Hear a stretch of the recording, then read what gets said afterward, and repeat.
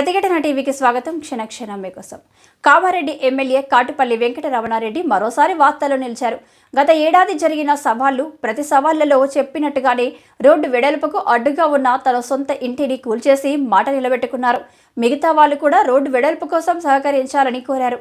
కామారెడ్డి జిల్లా కేంద్రంలోని పాత బస్టాండ్ నుంచి రైల్వే గేట్ వరకు పాత మాస్టర్ ప్లాన్ ప్రకారం 80 ఫీట్ల రోడ్డు నిర్మాణం చేయాల్సి ఉంది. అయితే ప్రస్తుతం 30 ఫీట్లు మాత్రమే ఉంది. రోడ్డు వెడల్పు చేయడానికి వీలు లేకుండా అనేక మంది తమ నివాస గృహాలు నిర్మించుకున్నారు. ఇళ్ల ముందు కుళాయి, గుంతలు, షెడ్డులు ఏర్పాటు చేసుకున్నారు. అయితే రోడ్డు వెడల్పు కోసం ప్రజలు స్వచ్ఛందంగా ముందుకు వచ్చేలా ఎమ్మెల్యే వెంకటరమణారెడ్డి సంచలన నిర్ణయం తీసుకున్నారు. రోడ్డు వెడల్పు తన ఇంటి నుంచే మొదలు పెట్టాలని, అడ్డుగా ఉన్న తన ఇంటిని కూల్చేసి ఆ స్థలాన్ని అధికారులకు అప్పగించారు.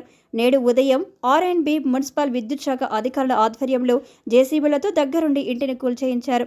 అదే రోడ్డులో పంచముఖి హనుమాన్ ఆలయం కూడా ఉండడంతో ఆలయానికి ఇబ్బంది కలగకుండా రోడ్డు పనులు చేపట్టాలని అధికారులకు సూచించారు. అభివృద్ధికి ప్రజలు సహకరించాలని, వారం రోజుల్లో రోడ్డుపై ఉన్న కుళాయి, గుంతలు, షెడ్డులు ప్రజలే స్వచ్ఛందంగా తొలగించుకోవాలని కోరారు.